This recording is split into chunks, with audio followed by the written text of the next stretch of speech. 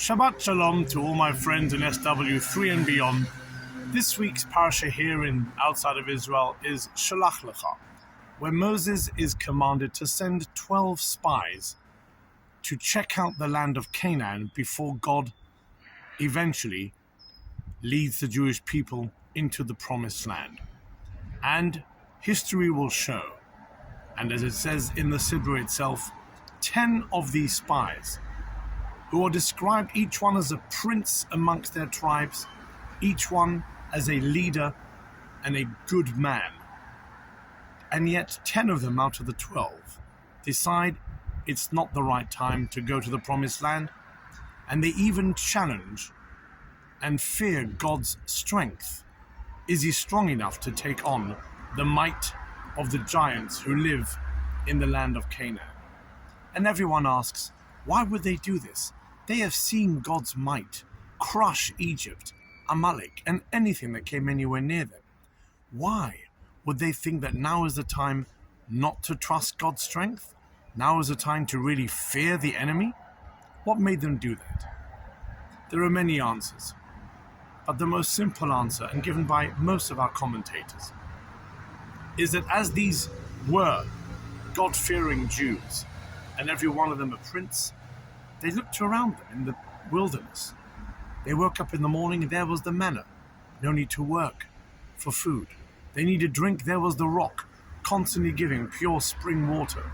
No need to work for water. They looked out of their tent and there, in the distance, was the tabernacle, the Mishkan, the Holy of Holies. When it was time to move, the Ark of the Covenant would be led right past them by the Levites, holding the 10 Commandments, the menorah, and every other beautiful ornament. If they wanted protection at the daytime, there was this pillar of cloud.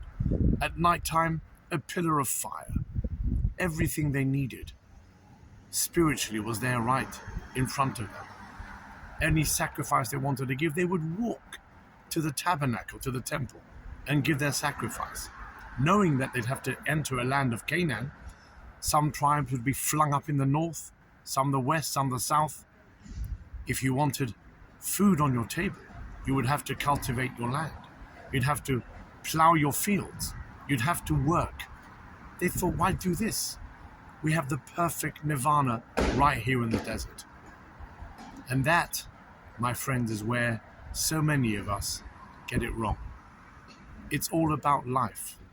And yes, as we left Egypt, we had to be weaned by the Lord himself. But eventually, we have to go on our own. We have to show that what we have studied and learned at home is now our opportunity and our responsibility to take with us.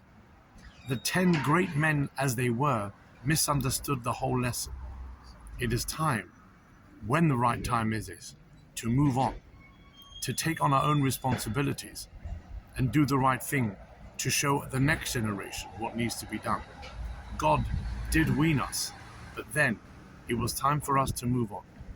May we be blessed to show the next generation how to show our responsibilities to God, to serve him in a way where we have to cultivate our own land, be respectful to those around us, and always remember that God is above us, waiting for us to praise him whenever we can. Shabbat Shalom.